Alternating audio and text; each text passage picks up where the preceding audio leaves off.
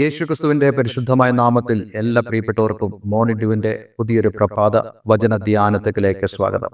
കഴിഞ്ഞ ദിവസങ്ങളിൽ നമുക്ക് വളരെ അനുഗ്രഹിക്കപ്പെട്ട ആത്മീക വചനചിന്തയിലൂടെ കടന്നു പോകാൻ തക്കോണം ദൈവം നമ്മെ സഹായിച്ചല്ലോ.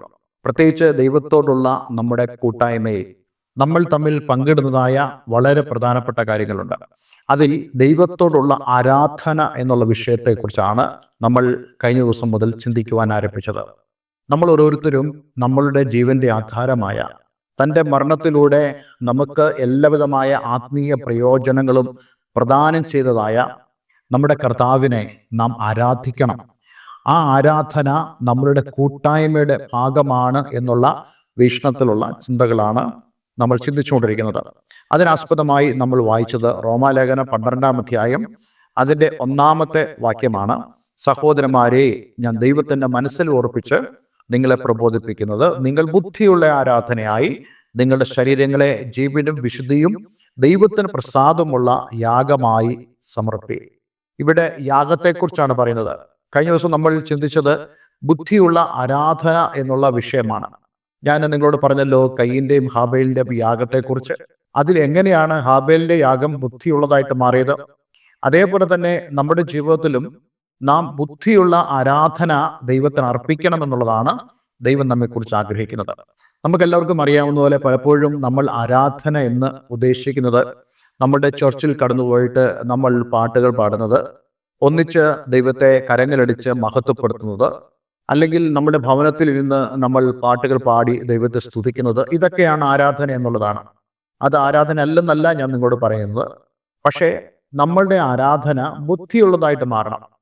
കേവലം 1-2 മണിക്കൂറിന് വേണ്ടിയുള്ള ഒരു കാര്യം മാത്രമല്ല ആരാധന എന്ന് പറയുന്നത്. ജീവിതത്തിന്റെ എല്ലാ സമയങ്ങളും എല്ലാ നിമിഷവും നാം ദൈവത്തിന് മുമ്പാകെ ഒരു ആരാധനയായിട്ട് മാറണം. ഇവിടെ അപ്പോസ്തലൻ പൗലോസ് നമ്മോട് പറയുന്നത് എന്തുവാ? ഞാൻ ദൈവത്തിന്റെ മനസ്സിൽ ഓർപ്പിച്ച് നിങ്ങളെ പ്രബോധിപ്പിക്കുന്നത്, ദൈവത്തിന്റെ വിൽ, ദൈവത്തിന്റെ ഇച്ഛ, അത് ഓർപ്പിച്ച് ഞാൻ നിങ്ങളെ പ്രബോധിപ്പിക്കുന്നത് എന്ന് പറഞ്ഞാൽ ദൈവത്തിന് നമ്മളെക്കുറിച്ചുള്ള ആഗ്രഹം എന്താണ്? പലപ്പോഴും ദൈവത്തിന്റെ ഇച്ഛയും നമ്മുടെ ഇച്ഛയും തമ്മിൽ കോൺഫ്ലിക്റ്റ് ആകാറുണ്ട്. കാരണം നമ്മളുടെ ശരീരം എപ്പോഴും ദൈവത്തിന്റെ ഇഷ്ടത്തിനല്ല വഴങ്ങുന്നത്. നമ്മുടെ ശരീരം എപ്പോഴും ഈ ലോകത്തിന്റെ ഇഷ്ടത്തിനാണ് വഴങ്ങുന്നത്. അടുത്ത വാക്യം നമ്മളിങ്ങനെ വായിക്കുന്നു, 12:2, ഈ ലോകത്തിന് അനുരൂപമാകാതെ നന്മയും പ്രസാദവും പൂർണ്ണതയുമുള്ള ദൈവഹിതം ഇന്നതെന്ന് തിരിച്ചറിയേണ്ടതിന് മനസ്സ് പുതുക്കി രൂപാന്തരപ്പെടുകയും. നോക്കുക, ഈ ശരീരം എപ്പോഴും, അതിൻ്റെ ഇച്ഛ എപ്പോഴും ലോകത്തിന് അനുരൂപമാകാനുള്ള ഒരു പരിശ്രമമാണ്. പക്ഷെ ദൈവത്തിന് ഇഷ്ടം അതല്ല താനും. എന്താണ് ദൈവത്തിന്റെ ഇഷ്ടം എന്ന് പറയുന്നത്? ദൈവത്തിന്റെ ഇഷ്ടം, ദൈവം നമ്മെ ചോദിക്കുന്നു, നാം നമ്മെ തന്നെ ദൈവത്തിന് കൊടുക്കണമെന്ന് ദൈവം ആഗ്രഹിക്കുന്നു. പക്ഷെ പലപ്പോഴും നമ്മൾ നമ്മളുടെ വാക്കുകളിലൂടെ നാം എന്താ പറയുന്നത്? ദൈവമേ, ഇതാ ഞാൻ എന്നെ തന്നെ അങ്ങയുടെ അടുക്കലേക്ക് സമർപ്പിക്കുന്നു, എൻ്റെ പ്രവൃത്തികളെ ഞാൻ സമർപ്പിക്കുന്നു. നമ്മൾ ജോലിയൊക്കെ ചെയ്തിട്ട് കാശൊക്കെ ആയിട്ട് ആ കാശിൽ ഒരു ദശാംശമായിട്ട് 10-1 നമ്മൾ കർത്താവിന് കൊടുത്തിട്ട്, യെസ്, ഞാൻ കർത്താവിനുള്ളത് കൊടുത്തു കഴിഞ്ഞു, ഇനി എനിക്ക് ഒന്നും കൊടുക്കാനില്ല എന്നുള്ള ചിന്തയിൽ ജീവിക്കുന്നവരായ ആളുകളുണ്ട്. പക്ഷേ ദൈവം ചോദിക്കുന്നത് ഇതൊന്നുമല്ല. തീർച്ചയായിട്ടും നമ്മൾ ദൈവവേലയ്ക്ക് വേണ്ടി കൊടുക്കണം, സാമ്പത്തികമായി കർത്താവിന്റെ നാമത്തിൽ നമ്മൾ അർപ്പിക്കണം, ഇതെല്ലാം നമ്മൾ ചെയ്യണം. അതേപോലെ തന്നെ ദൈവത്തിനുപാകെ നമ്മെ സമർപ്പിക്കുന്ന വാക്കുകൾ നമ്മൾ പറയണം. പക്ഷേ ദൈവം ആഗ്രഹിക്കുന്നത് നമ്മളുടെ പ്രവൃത്തികളോ ദൈവവേലയ്ക്ക് വേണ്ടി നമ്മൾ ചെയ്യുന്നതായ പ്രവൃത്തികളൊന്നുമല്ല ദൈവം നമ്മളിൽ നിന്നും പ്രധാനമായിട്ടും ആഗ്രഹിക്കുന്നത്. ദൈവം നമ്മളിൽ നിന്ന് പ്രധാനമായും ആഗ്രഹിക്കുന്നത് നമ്മുടെ സെൽഫാണ്, നമ്മുടെ സ്വയമാണ്. നമ്മളുടെ ഈ സ്വയത്തെ ദൈവത്തിന്റെ കരങ്ങളിലേക്ക് നമ്മൾ കൊടുക്കുമ്പോൾ എന്താണ് സംഭവിക്കുന്നത് അറിയാമോ? ഞാനിവിടെ സ്വയം എന്ന് പറയുന്നത് നമ്മുടെ ശരീരത്തെ കൂട്ടിയുള്ള നമ്മളുടെ സ്വയമാണ്. ഈ ശരീരം, അതിന്റെ സ്വയത്തെ നമ്മൾ ദൈവകരങ്ങളിലേക്ക് ഒരു യാഗമെന്ന വണ്ണം നമ്മൾ അർപ്പിക്കുമ്പോൾ അതോടുകൂടെ നമ്മുടെ ആളത്വത്തിന്റെ പ്രധാനപ്പെട്ട ഭാഗങ്ങളായ ആത്മാവും അതേ പ്രാണനും, അല്ലെങ്കിൽ ദേഹിയും ആത്മാവും തീർച്ചയായിട്ടും ദൈവകരങ്ങളിലേക്ക് തന്നെ പൂർണ്ണമായിട്ടും വിശ്രമിക്കുന്നത് നമുക്ക് അറിയുവാൻ സാധിക്കും. പലപ്പോഴും നമ്മൾ നമ്മുടെ ആത്മാവിനെ കൊടുക്കാൻ ആഗ്രഹിക്കുന്നു, പ്രാണനെ കൊടുക്കാൻ ആഗ്രഹിക്കുന്നു, പക്ഷേ നമ്മുടെ ശരീരത്തെ നമ്മൾ വേണ്ടുവണ്ണം കൊടുക്കില്ല. നമ്മുടെ ശരീരവും അതിൻ്റെ സ്വയത്തെയും നമ്മൾ കൊടുക്കാൻ കഴിയാതെ വണ്ണം ദൈവത്തിൽ നിന്നും അകന്നു മാറി നിൽക്കുന്നതായ അനുഭവങ്ങളുണ്ട്. പലപ്പോഴും ഈ ആരാധന കഴിഞ്ഞ ശേഷം പലർക്കും എന്തേ ശൂന്യത അനുഭവപ്പെടുന്നത്? പലർക്കും എന്തുകൊണ്ടാണ് ചർച്ചിൽ കടന്നുപോയിട്ടും യാതൊരു സംതൃപ്തിയും അനുഭവിക്കാൻ കഴിയാത്തതിന്റെ പ്രധാനപ്പെട്ട കാരണം അവർ ദൈവത്തിന് തക്കതായ മഹത്വം അവരുടെ ശരീരം കൊണ്ട് കൊടുക്കുന്നില്ല. കേവലം 1-2 മണിക്കൂറത്തേക്ക് വേണ്ടി മാത്രമുള്ള ഒന്നല്ല നമ്മളുടെ ആരാധന എന്ന് പറയുന്നത്. നമ്മുടെ ജീവിതം മുഴുവനും ആരാധനയായിട്ട് മാറണം. അങ്ങനെയുള്ള ഒരു അനുഭവത്തിലേക്ക് വരുവാൻ ഞാൻ ഇന്ന് നിങ്ങളെല്ലാവരെയും ആഹ്വാനം ചെയ്യുകയാണ്. നോക്കുക, നമ്മളിവിടെ വായിച്ചു, നിങ്ങളുടെ ശരീരങ്ങളെ ജീവനും വിശുദ്ധിയും ദൈവത്തിന് പ്രസാദമുള്ള യാഗമായി നാം സമർപ്പിക്കണം. അങ്ങനെയാകുമ്പോൾ എന്താണ് സംഭവിക്കുന്നത്? നമ്മൾ തീർച്ചയായിട്ടും എപ്പോഴും ഈ യാഗപീഠത്തിൽ തന്നെയാണ്. മറ്റൊരു വേദഭാഗത്തിലേക്ക് അത് നമ്മുടെ ശരീരത്തെക്കുറിച്ച് എന്താണ് ദൈവം പറയുന്നതെന്ന് സൂചിപ്പിക്കുന്ന വേദഭാഗമാണ് 1 കൊരിന്ത്യർ 6-20 വാക്യം. ദൈവത്തിന്റെ ദാനമായി നിങ്ങളിൽ ഇരിക്കുന്ന പരിശുദ്ധാത്മാവിന്റെ മന്ദിരമാകുന്നു നിങ്ങളുടെ ശരീരം എന്നും നിങ്ങളെ വിലയ്ക്ക് വാങ്ങിയിരിക്കാൻ നിങ്ങൾ താന്തങ്ങൾക്കുള്ളവരല്ല എന്നും അറിയുന്നില്ലയോ? ആകയാൽ നിങ്ങളുടെ ശരീരം കൊണ്ട് ദൈവത്തെ മഹത്വപ്പെടുത്തുവിൻ. ഒക്കെ എത്ര മനോഹരമായ ഒരു വാക്യമാണ്. എന്താണ് നമ്മുടെ ശരീരം? നമ്മുടെ ശരീരം പരിശുദ്ധാത്മാവിന്റെ മന്ദിരമാകുന്നു എന്ന് പറയുന്നു. മറ്റൊരു ഭാഗത്ത് നമ്മൾ കാണുന്നുണ്ടല്ലോ, നിങ്ങൾ ദൈവത്തിന്റെ മന്ദിരമെന്നും ദൈവത്തിന്റെ ആത്മാവ് നിങ്ങളിൽ വസിക്കുന്നെന്നും നിങ്ങൾ അറിയുന്നില്ലയോ?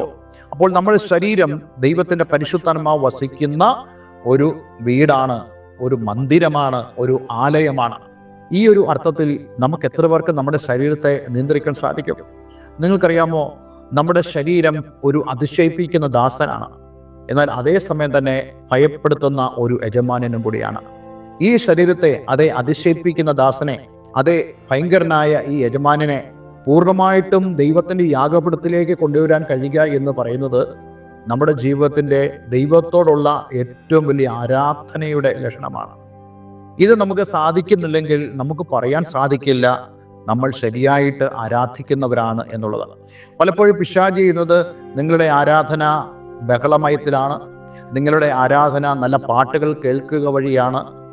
കഴിഞ്ഞ ദിവസം ഞാൻ ഒരു ആർട്ടിക്കിൾ കണ്ടു, ഈ വർഷത്തെ ഏറ്റവും നല്ല ആരാധന ഏത് കൺവെൻഷനിലായിരുന്നു? ഞാൻ പറയട്ടെ, ഒരു കൺവെൻഷനിലും അല്ല ആരാധന വരുന്നത്. ആരാധന നമ്മുടെ വ്യക്തിപരമായ ജീവിതത്തിൽ നമുക്ക് എത്രത്തോളം നമ്മെ തന്നെ ദൈവകരങ്ങളിലേക്ക്, നമ്മുടെ സ്വയത്തെ, നമ്മുടെ ആത്മാവിനെ, നമ്മുടെ ദേഹിയെ, അതേ നമ്മുടെ പ്രാണനെ പൂർണ്ണമായിട്ടും ദൈവകരങ്ങളിലേക്ക് വയ്ക്കുവാൻ, ദൈവത്തിന്റെ യാഗപീഠത്തിലേക്ക് വയ്ക്കുവാൻ കഴിയുന്നോ അതാണ് ശരിയായിട്ടുള്ള ആരാധന എന്ന് പറയുന്നത്. അതേ ഈ കൂട്ടായ്മയിൽ നമ്മളെല്ലാവരും അങ്ങനെയുള്ള ആരാധന ദൈവത്തിന് അർപ്പിക്കുന്നവരാണ്. അങ്ങനെ ഒരു ആരാധന അർപ്പിക്കുന്ന ആളുകൾക്ക് അവരുടെ സ്വയത്തിന് വലിയ പ്രാധാന്യമില്ല, അവരുടെ ഇഷ്ടങ്ങൾക്ക് വലിയ പ്രാധാന്യമില്ല. അവിടെ നമ്മളെല്ലാവരും ഒരേപോലെ, ഒരേ മനസ്സോടെ, ഒരേപോലെ തന്നെ നമ്മൾ പങ്കിടുന്നവരാണ്.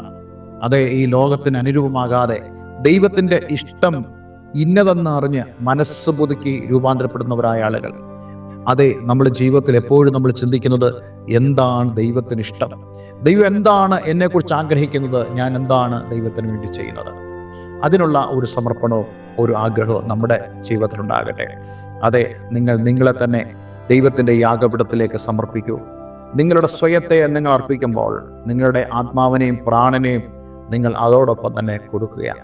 പക്ഷെ പലപ്പോഴും നമ്മളിത് ചെയ്യാറില്ല.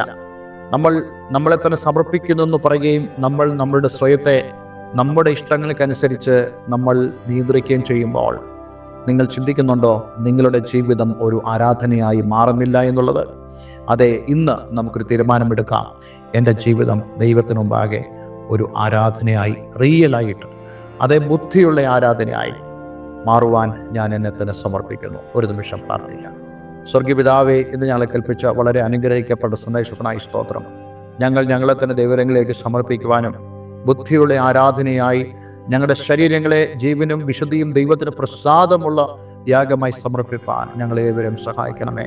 കർത്താവെ, ആരാധനയെക്കുറിച്ചുള്ള ഞങ്ങളുടെ വീക്ഷണങ്ങൾ മാറട്ടെ. യഥാർത്ഥ ആരാധന, ബുദ്ധിയുള്ള ആരാധന എന്താണ് തിരിച്ചറിഞ്ഞ് ഞങ്ങളെ തന്നെ രൂപാന്തരപ്പെടുത്തുവാൻ സഹായിക്കണമെന്ന് പ്രാർത്ഥിക്കുന്നു. പ്രാർത്ഥന കേൾക്കുന്നതിന് നന്ദി. യേശുക്രിസ്തുവിൻ നാമത്തിൽ തന്നെ. ആമേൻ, ആമേൻ. ഇന്നത്തെ വചനധ്യാനം നിങ്ങളുടെ ജീവിതത്തിൽ വലിയ അനുഗ്രഹത്തിന് കാരണമായി തീർന്നു എന്ന് ഞാൻ വിശ്വസിക്കുന്നു. അതേ, നമ്മുടെ ജീവിതം ദൈവത്തിന് മുമ്പാകെ ഒരു യാഗമായി, ഒരു ആരാധനയായി മാറട്ടെ. അങ്ങനെ നമ്മളെല്ലാവരും ഒരുമിച്ച് ആ ഒരു കാര്യത്തിൽ ഏർപ്പെടുമ്പോൾ നമ്മളുടെ കൂട്ടായ്മ കൂടുതൽ അനുഗ്രഹപ്രദമായി തീരും. എല്ലാവരും ദൈവം അനുഗ്രഹിക്കട്ടെ. നിങ്ങളുടെ പ്രാർത്ഥനാ വിഷയങ്ങളെ ഞങ്ങൾക്ക് അറിയിക്കുക. ആത്മീയമായ കൂട്ടായ്മയ്ക്ക് നിങ്ങൾക്ക് താല്പര്യമുണ്ടെങ്കിൽ അതിനും ഞങ്ങളെ വിളിക്കാവുന്നതാണ്. എല്ലാവരും ദൈവം അനുഗ്രഹിക്കട്ടെ. Have A nice day. God bless you all.